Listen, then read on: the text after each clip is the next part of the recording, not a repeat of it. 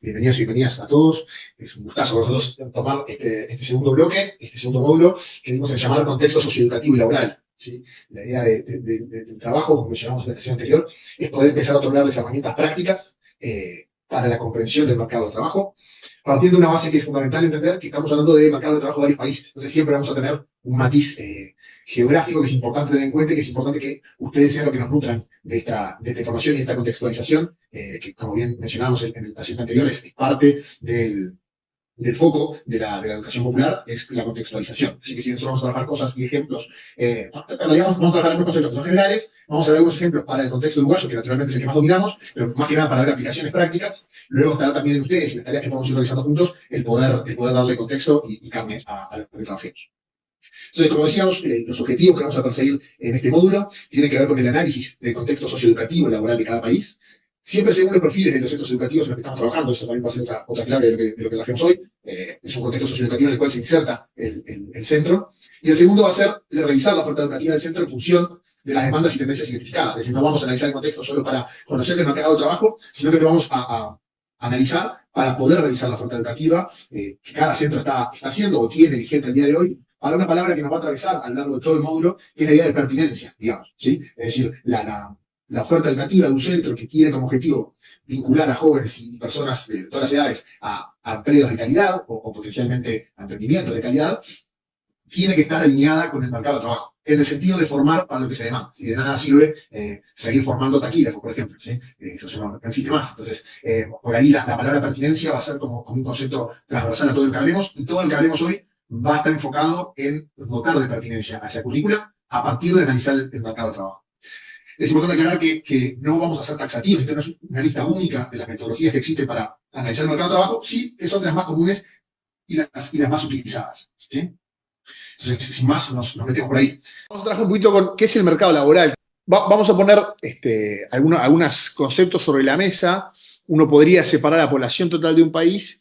La primera gran división respecto al mercado de trabajo es población en edad de trabajar y la población no en edad de trabajar. Traigo aquí el ejemplo de Uruguay. En Uruguay, a partir de los 14 años, tú podrías entrar en el mercado de trabajo. Dentro de esa población en edad de trabajar, uno se encuentra con activos e inactivos. ¿Qué quieren decir activos e inactivos? Básicamente que están buscando empleo, digamos. Esa es como la gran diferenciación, ¿no?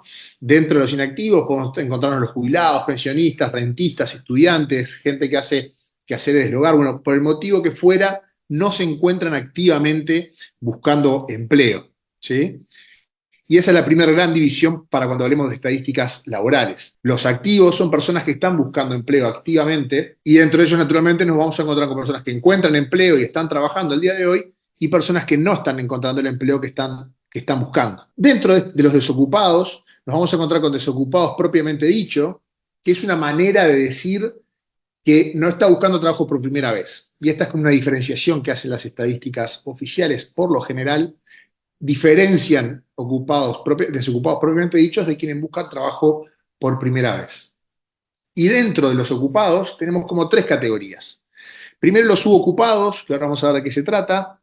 Tenemos ocupados no registrados, es decir, informales, que salía mucho en la respuesta de ustedes. América Latina, en general, en promedio, se caracteriza por tener mercados de trabajo con mucha informalidad. La informalidad entendida como empleos que no aportan para la seguridad social, para la jubilación, dependerá de cada país, pero que no están declarados el empleo para hacer los aportes correspondientes al sistema de seguridad social, fuera cual fuere en el país. Y después tenemos los ocupados plenos, es decir, que no son subocupados y no son ocupados no registrados. Ya vamos a ver qué quiere decir eso. Pero básicamente este es como el primer mapa que uno se encuentra del mercado de trabajo. Típicamente, población en edad de trabajar se resume como PET, y la población económicamente activa es esta que está aquí, que está buscando empleo, ¿sí? O que está trabajando. Esas son como las dos alternativas de ser población económicamente activa. Y después, todas las informaciones estadísticas oficiales que podemos encontrar, o generales macroeconómicas sobre el mercado de trabajo, básicamente lo que hacen es vincular la PEA con la PET de alguna manera. Típicamente tenemos la tasa de actividad, que es el coeficiente entre la población económicamente activa y la población en edad de trabajar. Es decir, cuál es el porcentaje de esa población en edad de trabajar que está activa en el mercado de trabajo.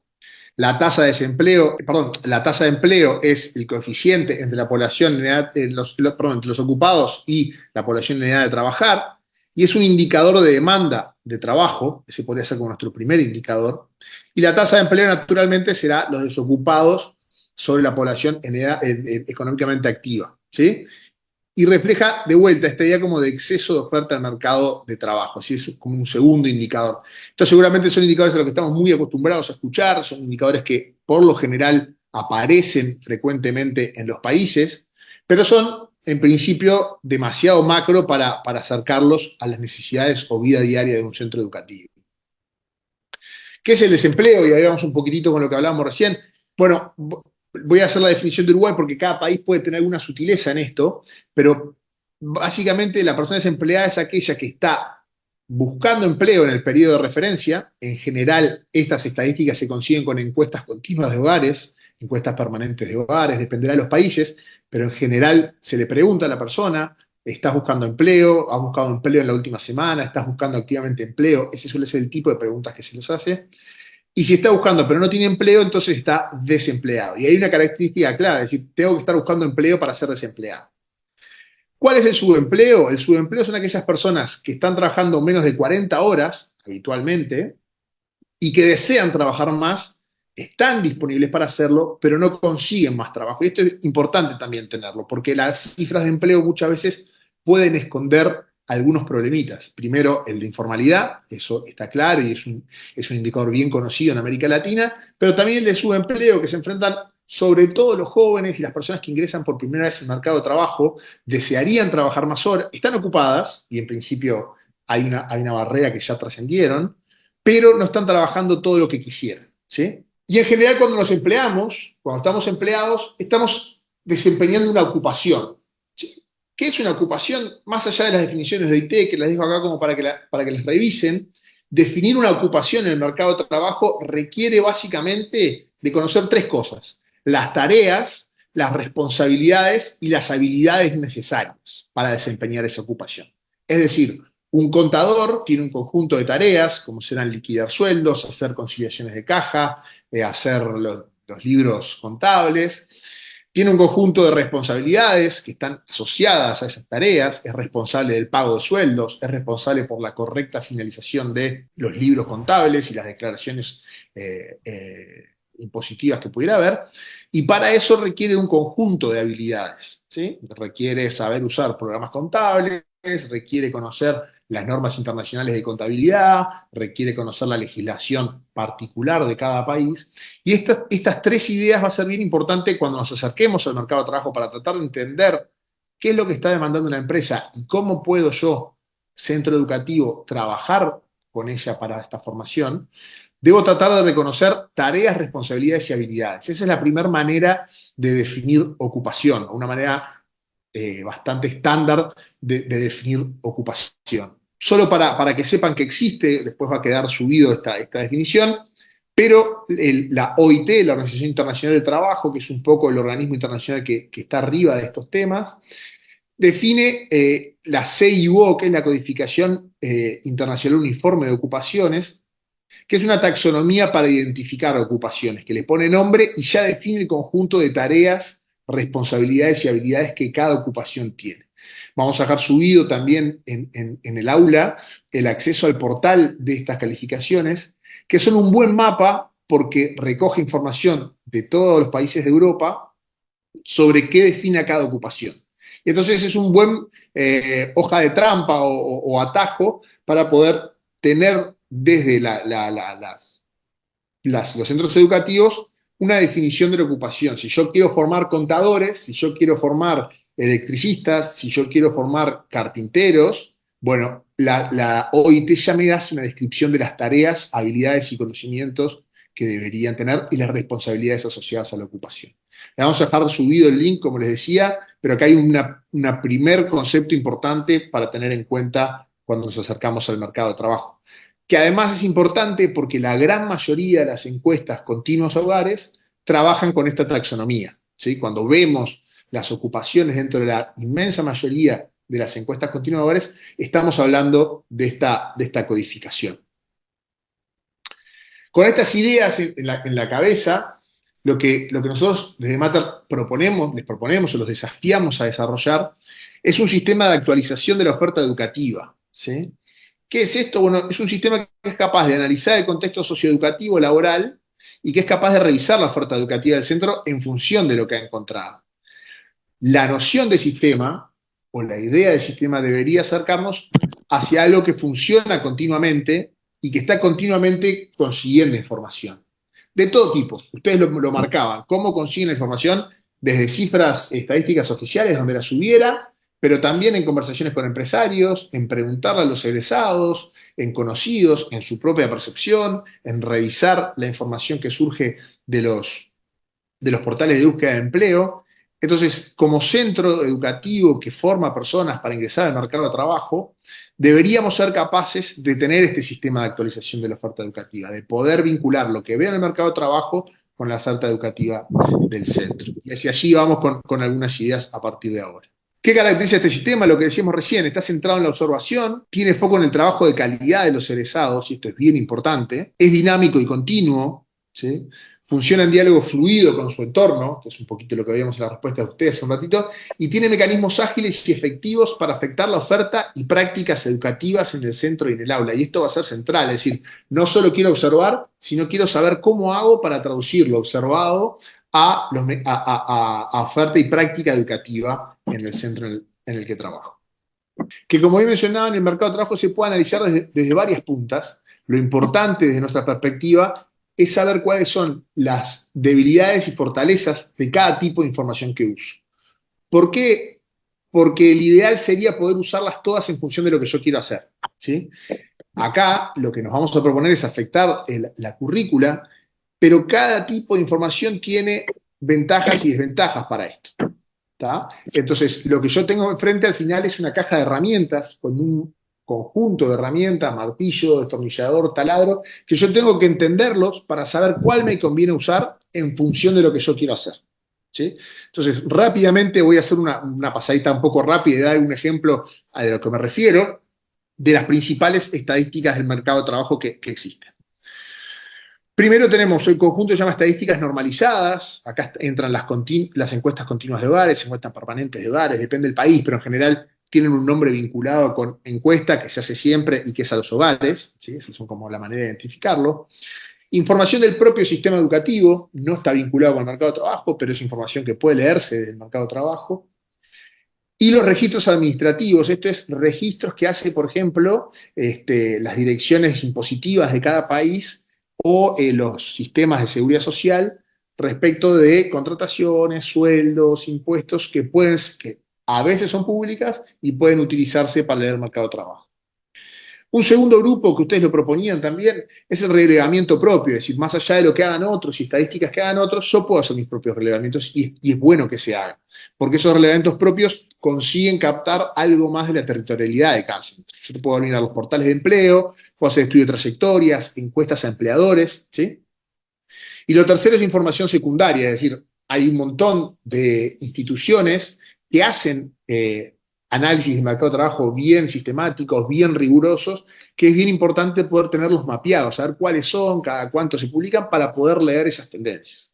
Nosotros, por ejemplo, les dejamos subidos en el aula 2 videos del Foro Económico Mundial que anualmente publica un trabajo que se llama El futuro del empleo, y ese es un informe que nosotros recomendamos mucho por la orientación que tiene y por la traducción a elementos que los centros educativos pueden tomar rápidamente. Es público, está en la página, nosotros dejamos 2 videitos como para que puedan acercarse al material, pero es el tipo de información a la que nos referimos con información secundaria, es decir, que la hizo otro.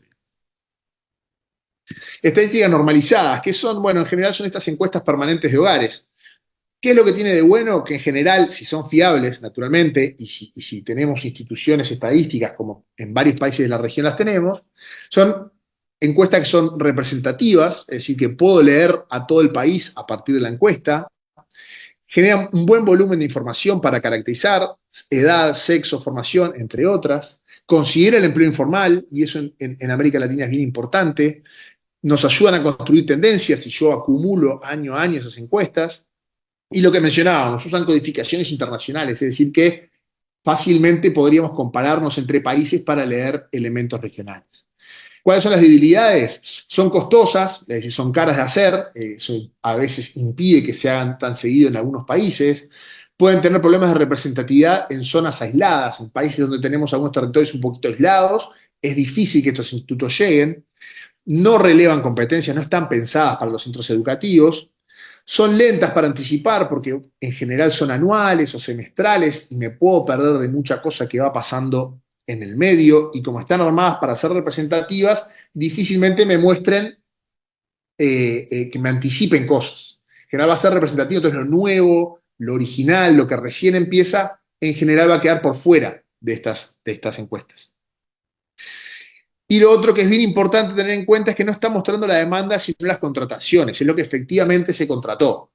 De lo que se haya contratado, de lo que se quería contratar, bueno, ahí ya hay un salto grande, que es muy importante tenerlo en cuenta. Cuando yo miro encuestas nacionales o encuestas permanentes de hogares, no estoy viendo lo que se quería contratar, estoy viendo lo que se contrató. Entonces, este es un ejemplo, usando la encuesta continua de hogares del Uruguay, yo lo que puedo hacer es la tasa de desempleo por tramos de edad. Como le decía, en Uruguay se puede trabajar a partir de los 14. Entonces, esto es la tasa de desempleo desde el 2006, por eso hablaba de las tendencias, por eso hablaba de la caracterización, lo puedo hacer por tramos de edad, ¿sí? Y lo que observo es esto que está mostrando este gráfico. Solo para que no piensen que en Uruguay explotamos a los menores, para trabajar entre 14 y 17 años en Uruguay se precisa un carnet que el instituto que tutela las adolescencias tiene que emitir en conformidad con los padres y solo para algunas tareas. Que esto nos ayuda a entender algunas cosas. Si yo quisiera trabajar con la población más vulnerable para acceder al mercado de trabajo, bueno, esta estadística me ayuda a pensar que entre 18 y 24 años tengo un gran problema. Uruguay tiene un gran problema. ¿Sí? Entonces, esa es como una manera de utilizar como esta información. Estadística del sistema educativo, segundo bloque de estadísticas normalizadas. Matrículas de egreso por áreas de estudio, deserción por área de estudio, empleabilidad por área de estudio. ¿Cuáles son las fortalezas? Bueno, son de sencillo acceso para instituciones de formación profesional, en este caso ustedes, se accede fácil, se actualizan con el sistema de gestión educativa, no son muestrales, es toda la población por lo general. ¿Cuáles son las debilidades? Bueno, en realidad, si pensáramos que eso es la oferta de formación del mercado de trabajo, es potencial, porque detrás de las elecciones de los jóvenes en términos de sus carreras, se esconden un montón de elementos que solo haber elegido una carrera no me permite ver, y no da información de vinculación con el mercado laboral. Por más de que yo vea que aquí sucede en Uruguay, que la formación técnica, la carrera más elegida es deporte y tiempo libre, eso no quiere decir que haya mucha demanda de trabajo en el deporte y tiempo libre, porque son los jóvenes eligiendo. Un ejemplo de esto, que lo traje para utilizar, por ejemplo, yo analicé la tasa de matriculación entre la educación media superior general y la media superior tecnológica.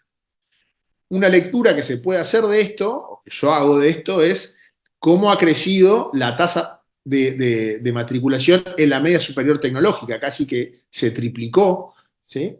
De donde uno podría pensar, bueno, que hay una demanda de los jóvenes por formación más vinculada al mercado de trabajo. Aquí en Uruguay la media superior tecnológica está mucho más vinculada con el mercado de trabajo, ¿sí? Pero estas lecturas son las que habilita a tener información sobre el sistema educativo. Los datos administrativos, y aquí voy a pasar rapidito, pero son registros de seguridad social, declaraciones de impuestos, registros de empresas, ¿sí? Las fortalezas es que es económico de hacer, porque en general lo hace el Estado en base a sus propios potestades de regular y de poner impuestos. No son muestrales, porque conocemos y de sobrada que hay personas que trabajan en el mercado informal, pero que además subdeclaran, no declaran, entonces hay que tener siempre como mucho cuidado con esto. Se actualizan automáticamente, como les decía, es la propia, en el caso de Uruguay, Dirección General Impositiva la que los hace, y para nosotros no hay ni trabajo para hacer, simplemente es mirarlas en caso de que les publiquen. Puede haber algunas dificultades en el acceso por seguridad de la información, no toda la información administrativa está disponible públicamente. no todos podemos saber cuánto ganan todas las personas que están registradas allí, no consideran el empleo informal y para América Latina es un problema bien importante. Y tener un sistema de datos administrativos abiertos requiere una fuerte coordinación interinstitucional en el Estado, lo cual, no les voy a decir nada nuevo, en los países de América Latina suele ser un problema, suele ser un escollo. ¿Sí? Relevamientos propios. ¿De qué hablamos con relevamientos propios? El primero para pensar son los portales de búsqueda de empleo que ustedes lo veían. Cada vez más la información detrás de los portales de búsqueda de empleo se está utilizando para analizar el mercado de trabajo. ¿Cuáles son las fortalezas? Bueno, que es un relevamiento directo con las empresas en un espacio donde las empresas tienen todo el incentivo para decir la verdad. Y ahí voy con aquello que hablaban de empresas que subdeclaran o declaran poco o dicen que todo está bien. Una empresa poniendo la información de las habilidades que precisa en el mercado de trabajo, uno tiende a pensar que está poniendo realmente lo que necesita porque está buscando gente, está buscando empleados, ¿sí? Colaboradores.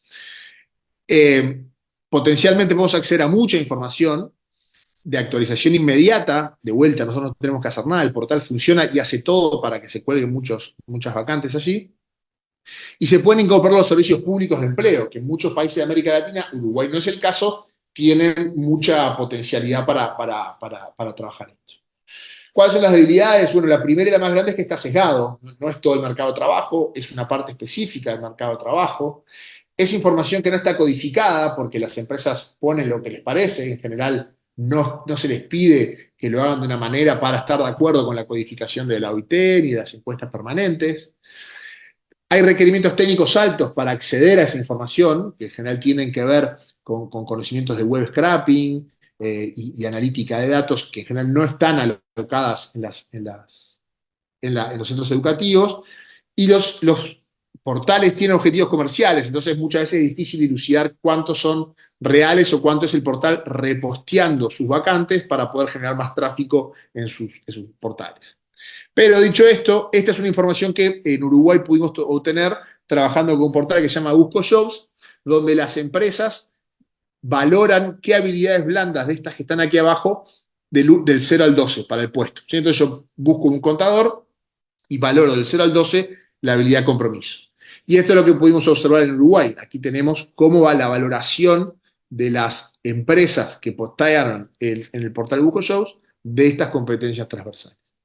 De nuevo, y esto es importante, nosotros accedimos a la información de BuscoJobs con un acuerdo con el portal, no a través del web scraping o de usar los datos que están publicados. ¿Sí? Un acuerdo particular. Otro elemento que ustedes mencionaron, encuestas a empleadores, consultas con expertos, ¿sí? Hablar con las empresas. ¿Cuáles son las fortalezas de esto? Son relativamente fáciles y económicas, ustedes lo mencionaban, gente que tiene en el entorno. Se puede centrar en competencias, en lo que ustedes decidan, porque las preguntas las montan ustedes.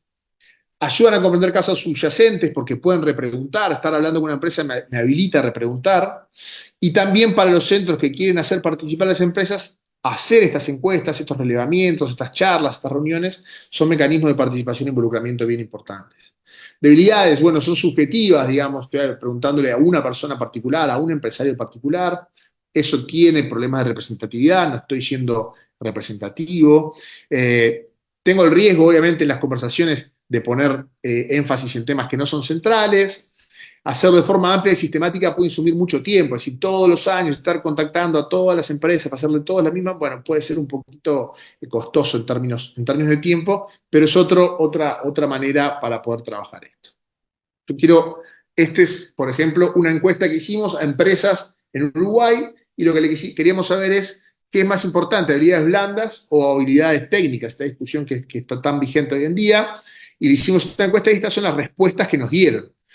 Eh, entonces, ¿qué dijimos nosotros? Bueno, en realidad, por lo menos, la inmensa mayoría de las empresas dijeron que al menos son igual de importantes que los conocimientos técnicos. Bueno, entonces mi currícula tiene que enfocarse en las habilidades blandas. No podemos dejar de lado las habilidades blandas en nuestra currícula. Tiene que tener un elemento, una participación bien importante. Estudios prospectivos, y acá no me voy a meter mucho porque puede ser un poquito más tedioso, lo voy a dejar subido, queda una guía de la realización de los estudios prospectivos, pero estudios prospectivos, en el aula, perdón, estudios prospectivos básicamente es una recopilación sistemática sobre el futuro, ¿sí? Para encontrar oportunidades y áreas de vulnerabilidad. ¿Qué es es sencillamente pensar un set de preguntas, por eso hablamos sistemática, a empresas o a participantes del mercado de empleo, egresados, puede ser emprendedores, lo que fuere, pero enfocado en oportunidades y áreas de vulnerabilidad del futuro. ¿Sí? ¿Qué es lo sistemático? Que le hago las mismas preguntas a todos y que lo hago y seguido, y que lo hago de forma repetida a lo largo del tiempo. Estos métodos los voy a dejar para que ustedes los puedan mirar en el aula. Y aquí todos los nombres de tipo de análisis prospectivos que existen, ¿sí? En función de dos elementos. De la interacción, ¿sí?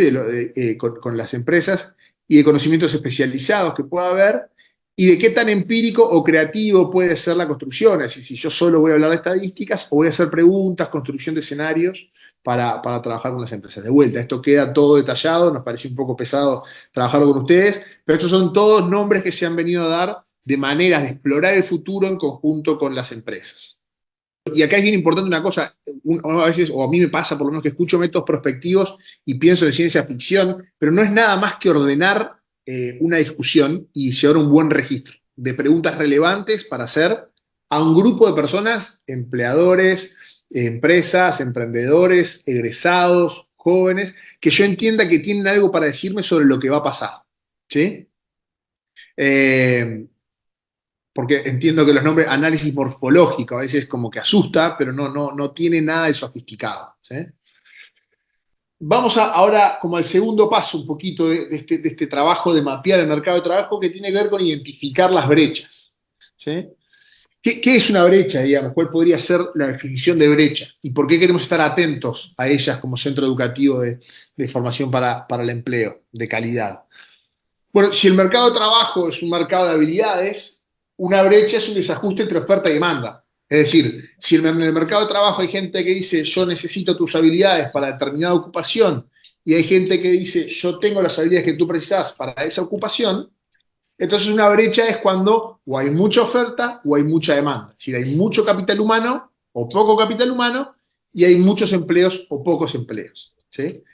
Identificar las brechas implica entender qué habilidades se están demandando. Para eso repasamos todos estos instrumentos y la definición de ocupaciones y habilidades y vamos a trabajar un poquito más con la idea de habilidades con Diego el lunes próximo. ¿Sí? ¿Cuáles se demandan y cuáles se demandarán? Porque esto está cambiando todo el tiempo y cada vez más rápido. Entonces, las brechas podrían definirse en tres niveles, digamos, ¿no?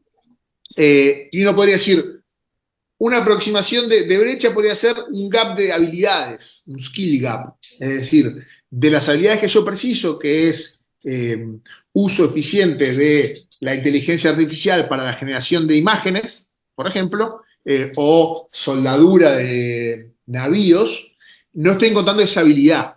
¿Sí? No es que no haya formación, no es que no haya gente que no se esté ofreciendo, es que esa habilidad o no la estamos generando o quienes la están buscando esos empleos no la tienen.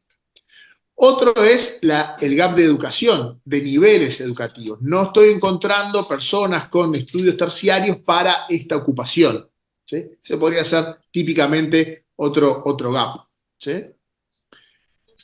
Otros gaps posibles de cantidad o de calidad y pertinencia. Si hay demasiada o poca habilidad de la que se está buscando, o lo que se generan habilidades, pero no de la calidad necesaria o de la pertinencia necesaria. Esto para tener un poquito de bagaje de nomenclatura para cuando lean algunos de los materiales que están subidos en el aula. Pero en definitiva, a partir de la información que generamos y a partir de la observación del mercado de trabajo, yo puedo mirar mi currícula o les invitamos a mirar la currícula en tres niveles, ¿sí? Sobre los que puedo tomar decisiones. El primer nivel es el menú de cursos ofrecidos. ¿Cuál es el set de formaciones que yo tengo? Tengo soldador, contador, desarrollo web, atención al público, ¿sí? Ese es el menú de cursos ofrecidos. Y que esos cursos estén ahí es una decisión de la institución. Consciente o inconsciente, pero es una decisión. Es decir, inconsciente en el sentido que siempre se hizo, siempre estuvo acá, hace mucho tiempo que lo hacemos, pero es una decisión y yo puedo decidir sobre ese menú. ¿Sí? ¿Qué puedo decir sobre ese menú? Bueno, puedo decir cerrar cursos, modificar cursos o abrir cursos, pero ese es el árbol de la decisión, digamos. Puedo mirar mi currícula en programas específicos. Puedo agarrar el curso de atención al cliente y mirar los objetivos de ese curso de atención al cliente, los contenidos que hay adentro, ¿sí? Esa es otra decisión. ¿Por qué yo en el curso de atención al cliente doy matemáticas y no doy lengua española? Estoy diciendo un ejemplo absolutamente hipotético. Pero ahí hay otra decisión a tomar. Una vez que yo ofrecí ese curso dentro de mi menú, ¿qué hay adentro de ese curso que yo puedo modificar? Y lo tercero son las prácticas educativas y didácticas de implementación. El cuerpo docente, qué se hace dentro de la clase, metodologías, espacios y ambientes de enseñanza, que es otra decisión que los centros educativos toman. Por ejemplo, ¿me conviene tener docentes que estén vinculados al mercado de trabajo o no? ¿Qué proporción de docentes vinculados al mercado de trabajo quiero tener yo como centro educativo? ¿Qué prácticas formativas, qué metodologías, aprendizaje basado en problemas, en proyectos, prácticas formativas, pasantías, visitas a las empresas? Todo ese tipo de decisiones son más micros, son más pequeñitas, están dentro del menú de cursos, dentro de un programa específico, adentro están las prácticas educativas, pero también son otro lugar donde podemos afectar la oferta educativa. Porque recuerden que todo esto se trata de leo el mercado de trabajo, tengo herramientas para leer el mercado de trabajo, busco identificar brechas, pero no lo hago por amor a las brechas o al mercado de trabajo, sino que lo hago para poder incidir en la currícula. Y es importante saber dónde puedo incidir, o por lo menos esquematizarlo, dónde podría incidir. Tal como tengo problemas o potencialidades con las fuentes del mercado de trabajo, también los tengo con estos tres niveles. ¿Por qué? Porque tengo distintos tiempos para modificar esto. El menú de cursos ofrecidos, por lo general, suele ser una definición mucho más de largo plazo. ¿Sí? Yo no puedo estar cambiando el menú de cursos todos los años, primero porque me vuelvo loco, pero además porque hay cursos que llevan más de un año, llevan más de un periodo lectivo. Yo no puedo estarlo cambiando a cada nuevo periodo lectivo, ¿sí? Tengo que dar cierta estabilidad. Los programas o currículas específicos son más de mediano plazo, son más afectables de periodo lectivo a periodo lectivo, ¿sí? Cuando yo quiero afectar el menú de cursos, las estadísticas normalizadas que miramos, puede ser información relevante, son estadísticas de largo plazo, la información administrativa también lo puede ser. Los programas curriculares, como decíamos, son más de mediano plazo. Allí puedo ver relevamientos del portal de empleo, conversaciones con empresas, cosas que me van relevando que dentro del programa de atención al público apareció tal tecnología que las empresas están demandando. Bueno, eso lo puedo afectar de un curso lectivo al otro. Ciertamente, si ya empezó el curso, no lo puedo modificar, pero tengo que estar atento a que la información que yo recopilo pueda afectar rápidamente el programa. Y las prácticas educativas y didácticas de implementación sí son más de corto plazo, son más a nivel micro, porque yo puedo ir cambiando unidad curricular a unidad curricular, cómo voy a evaluar, qué les voy a proponer y orientarlo como de ese lado. Ahí sí, charlas más mano a mano, por más de que puedan estar un poquito sesgadas, si yo sé que esa empresa tiene interés en mi programa, percepciones de los egresados, pueden ser más parte de estas decisiones de corto plazo o de nivel micro. ¿Sí? Entonces, como para ir conceptualizando, yo tengo un conjunto de herramientas para migrar el mercado de trabajo. Nosotros tenemos que estar atentos a las brechas, dónde está lo que no está ofrecido o lo que está sobredemandado. Y después tengo que ir rápido a mi oferta educativa en alguno de estos tres niveles y tratar de afectarlo, tratar de modificarlo en función de lo que yo estoy recopilando. ¿Sí? Y esto es el principal desafío que tienen ustedes, o que tienen todos los centros de educación profesional, o que buscan potenciar el ingreso laboral de calidad de las personas, es hacer de este círculo algo dinámico y permanente. ¿Sí? Conocer las herramientas que tengo enfrente, conocer cuáles son sus debilidades y tener claro dónde y cómo puedo afectar yo mi currículum.